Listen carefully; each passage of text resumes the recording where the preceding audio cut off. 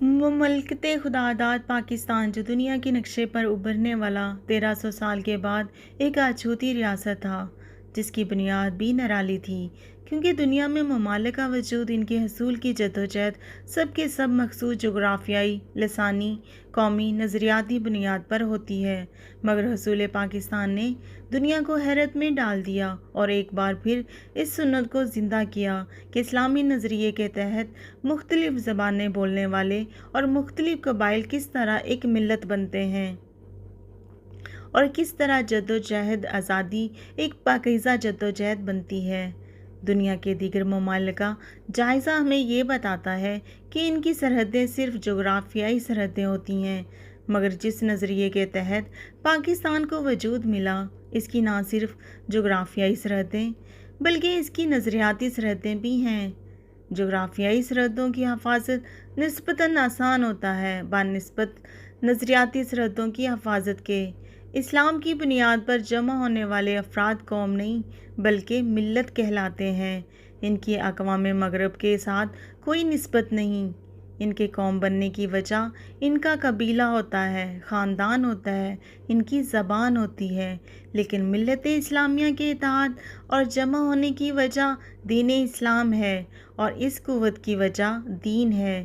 دین اسلام کے بغیر یہ ملت چھوٹی چھوٹی قومیتوں میں تقسیم ہو جاتی ہے اور قوم کی حیثیت دو کوڑی کی بھی نہیں رہتی۔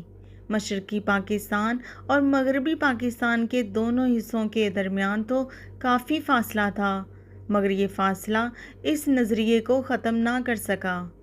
قائد اعظم محمد علی جناح کو زندگی نے مہلت نہ دی کہ وہ اس نومولود ریاست میں رہنے والے افراد کے دل و دماغ کے اندر پاکستان کی نظریاتی اساس کو بٹھاتے۔ یہ کام ان کے بعد کے حکمرانوں کے کرنے کا تھا، جو وہ نہیں کر سکے۔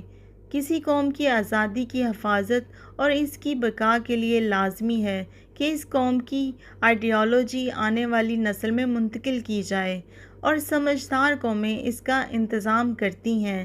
وہ اپنا تعلیمی نظام بناتی ہیں جس میں وہ اپنے دینی تاریخ کو شامل کرتی ہیں، اس کے لیے ایک مؤثر زبان قومی زبان کے طور پر اپناتی ہیں جو تمام چھوٹی اکائیوں کی رابطے کی زبان ہو اور جس میں دینی اور دنیاوی علوم کے حوالے سے زیادہ کتب کا ذخیرہ موجود ہو۔ اس بات کو قائد اعظم محمد علی جناح اچھی طرح جانتے تھے، اسی وجہ سے اردو کو انہوں نے قومی زبان قرار دیا، حالانکہ یہ آپ کی بھی مادری زبان نہیں تھی، مگر صرف پاکستان اور مسلمانان نے پاکستان کی بہترین رہنمائی کے لیے یہ اقدامات کیے تاکہ پاکستان ایک ماڈل اسلامی ریاست بن سکے۔ آپ یہ بھی جانتے تھے کہ مسلمان انگریزی زبان میں ترقی نہیں کر سکتے، مگر اردو کو بطور قومی زبان ملک کے طول و عرض میں رائج کرنے کے اس فیصلے کو بھی سازش کے لیے نقطہ آغاز بنایا گیا اور اس کو مشرقی پاکستان کے متعصب سیاسی رہنما شیخ مجیب الرحمن نے استعمال کیا۔ اس کو اپنے مذموم ارادوں کو پورا کرنے کے لیے استعمال کیا اور اردو کو قومی زبان تسلیم کرنے سے انکار کر دیا اور سیاسی سطح پر اس کی مخالفت شروع کی۔ ہمارے ہاں ماضی اور آج بھی یہی رویہ ملک دشمن عناصر کے ساتھ ہے۔ ان عناصر کو عوام کے سامنے پہلے مظلوم اور پھر ہیرو بنا کر پیش کرنے کا کھیل کھیلا جا رہا ہے، جس کے خطرناک نتائج ثانیہ مشرق پاکستان کی علیحدگی کی صورت میں آیا اور اب بھی کراچی کی بربادی، بلوچستان کا استحصال، پنجاب کی افراتفری کی صورتحال میں آ رہا ہے۔ پاکستان کا نظریہ وجود یعنی اسلام پاکستان اسلام کے نام پر وجود میں آیا۔ دنیا کے دوسرے ممالک تو کسی نظام کے تحت چلائے جا سکتے ہیں اور وہ ترقی بھی کر سکتے ہیں، مگر پاکستان کے ساتھ ایسا معاملہ نہیں۔ یہاں کا نظام اسلامی نظام کے علاوہ کسی دوسرے نظام کے ساتھ نہیں چل سکتا۔ اس کا ثبوت پاکستان کے وجود میں آنے سے آج تک ایک تاریخ ہے کہ یہاں کبھی کمیونزم آزمایا جاتا ہے تو کبھی سوشلزم آزمایا جاتا ہے، اور آج کل مقامی طرز بھی نعرے لگ رہے ہیں جس کو ہم نیشنلزم کہتے ہیں۔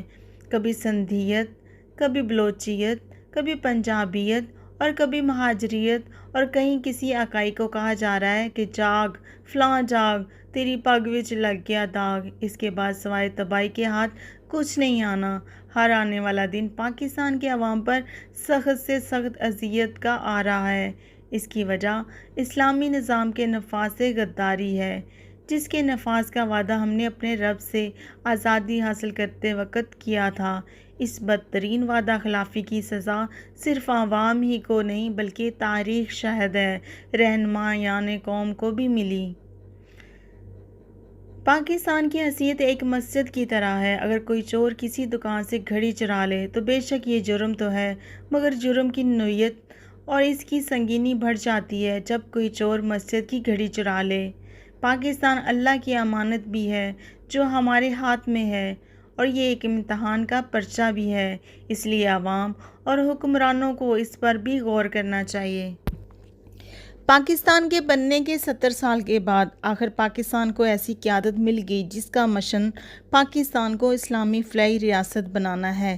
جی 2018 میں پاکستان کے وزیر اعظم عمران خان بنے، جن کی 22 سالہ سیاسی جدوجہد کا مقصد پاکستان کو اسلامی فلاحی ریاست بنانا۔ وزیر اعظم بننے کے بعد اپنے پہلے خطاب میں پاکستان میں اسلامی فلاحی ریاست کی بنیاد رکھی۔ وزیر اعظم بننے کے بعد پہلا غیر ملکی دورہ سعودی عرب کا کیا اور جوتے پہنے بغیر سعودی عرب کی سرزمین پر قدم رکھا۔ پہلی بار توہین رسالت کا معاملہ عالمی فورم پر اٹھایا اور کہا کہ آپ کو پتہ ہی نہیں مسلمانوں کو اپنے نبی سے کتنا پیار ہے، وہ حرمت رسول کے لیے جان بھی قربان کر سکتے ہیں۔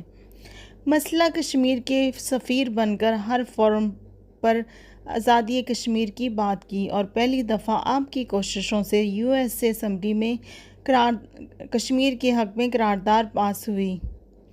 مسلم ممالک کے حکمرانوں کو پاکستان آنے کی دعوت دی، خود بھی مسلمان ممالک کا دورہ کیا۔ مسلمان ممالک کے درمیان باہمی اتفاق اور ان کو ایک امت بنانے کی کوشش کر رہے ہیں، اور ان کے باہمی تنازعات کو ختم کرنے میں اپنا کردار ادا کر رہے ہیں۔ کچھ عرب ممالک کی جانب سے اسرائیل کے ساتھ سفارتی تعلقات بحال کر دیے گئے۔ جب عمران خان سے پوچھا گیا کہ آپ کب اسرائیل کو قبول کرنے جا رہے ہیں تو انہوں نے کہا کہ میں اسرائیل کو قبول نہیں کروں گا، اگر کیا تو تب کروں گا جب فلسطین کا مسئلہ ان کی خواہشات کے مطابق حل نہیں ہو جاتا۔